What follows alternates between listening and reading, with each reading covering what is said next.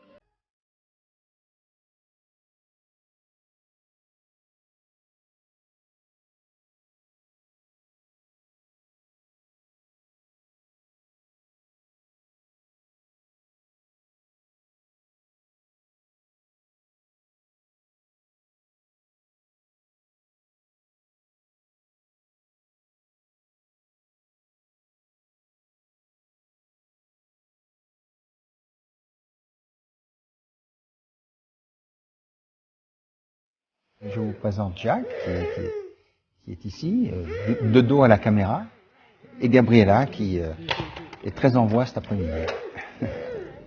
They're very active, they're very playful, absolutely adorable, and yeah, a lot of work. Ils sont déjà très, je crois, très joueurs, ils veulent bouger en permanence, surtout Jacques. Ils sont très actifs et très curieux de tout. Et c'est ça qui est merveilleux à cet âge-là, c'est que voilà, il y a la découverte permanente de beaucoup de choses. Mais je dois dire que Charlène s'occupe des enfants de façon merveilleuse et je suis très heureux qu'elle puisse passer autant de temps avec eux.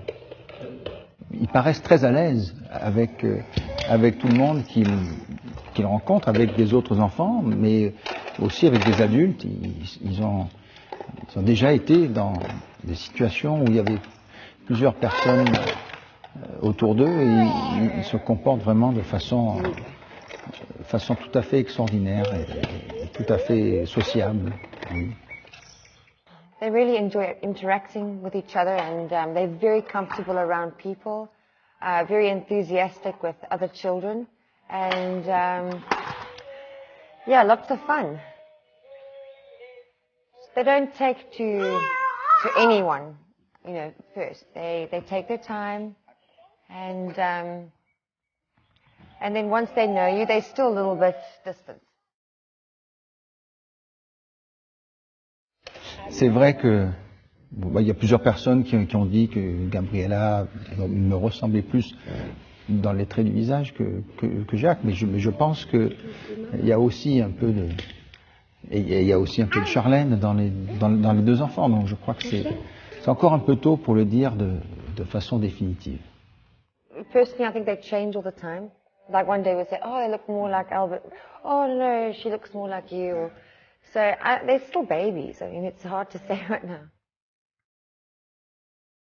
They love bathing. They love their bath. But they're babies. They love their toys. And fortunately, we live on a very beautiful property where there are quite a few animals. And so each day they go and see their animals, and it's very special. I think the one thing that I would say that was the most important for me as a mother was to get them drown-proofed, and so they have learned they have learned the self-rescue method, which means they swim before they walk, so they'll be comfortable in any aquatic environment. So that was the first step I took with them. Drown-proofing, obviously, you need a teacher that is very familiar with that method, and basically it's just teaching children right now how to balance themselves in the water and to turn themselves around in case of event that they fall into the swimming pool. So we Charlène a été formidable parce que oui, il y avait une personne professionnelle qui est venue lui apprendre la méthode et faire les premiers cours avec les enfants, mais après, Charlène a très vite été leur professeur de cette méthode de sauvetage dans l'eau. Donc c'est vraiment formidable de les avoir vus évoluer comme ça, de les avoir vus maintenant bien maîtriser cette méthode, même à leur âge, pour pouvoir se comporter de bonne façon dans l'eau pour prévenir justement un accident qui peut arriver aux très jeunes enfants. On espère qu'ils auront hérité de notre amour pour le sport, pour les sports nautiques en premier lieu, mais pour tous les sports aussi. Et je crois que c'est sur une bonne voie.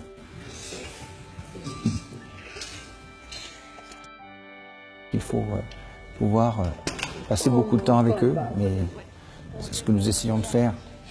C'est très difficile, bien entendu, dans ma position, avec les obligations qui sont les miennes et les innombrables sollicitations. Ça a été très très difficile, surtout ces derniers mois où j'avais des voyages programmés depuis très longtemps, dans l'optique de la préparation aussi de la COP21, qui, vous savez, la grande conférence sur le climat qui aura lieu en fin d'année. Et donc, j'ai dû vraiment réarranger mon emploi du temps pour me permettre d'être le plus possible avec eux.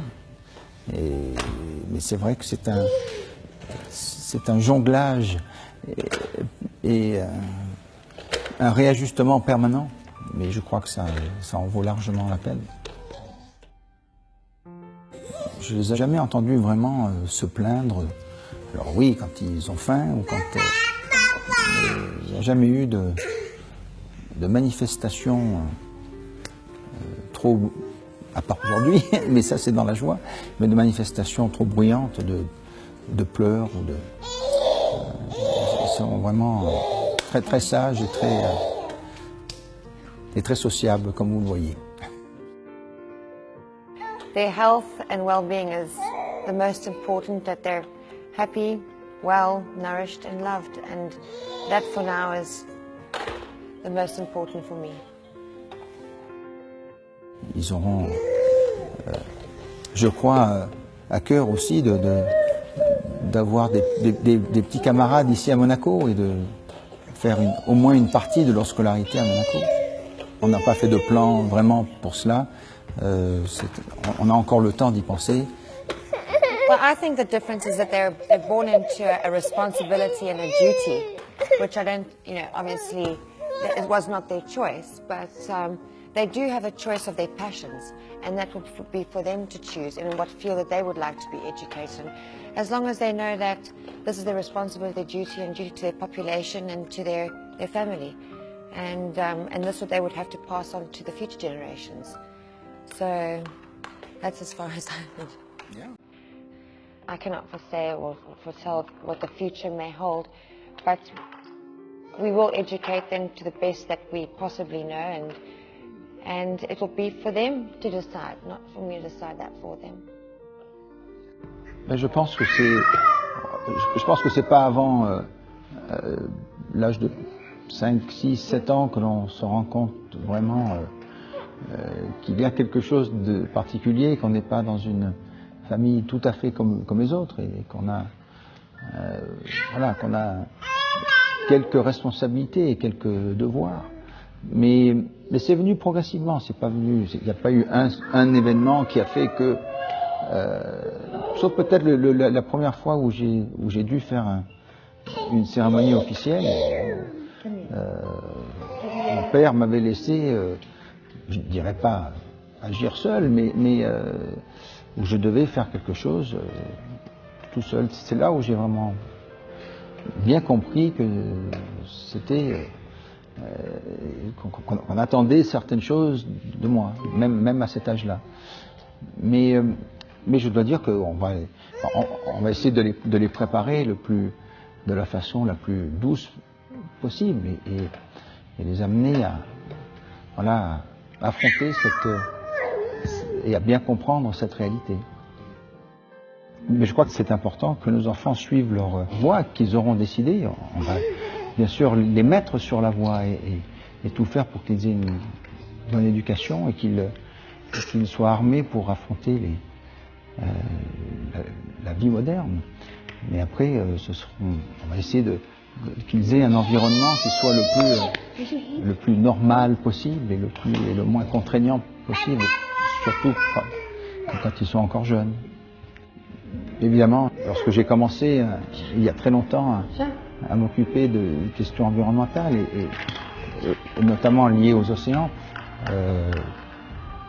on a toujours à l'esprit les générations futures et qu'est-ce que l'on va laisser aux générations futures.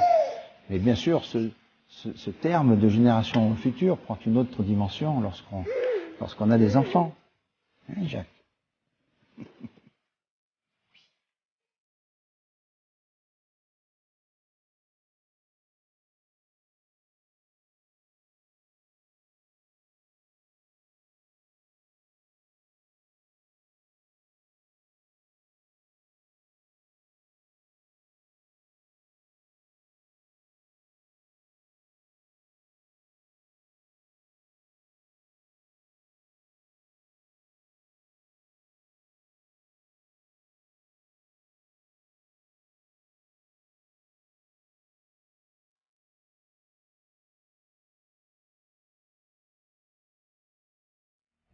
Nous voulions profiter de cette occasion pour vous remercier tous et toutes pour votre générosité envers les enfants au cours de cette année passée. Et nous voulons simplement vous souhaiter de joyeuses fêtes de Noël. Merci.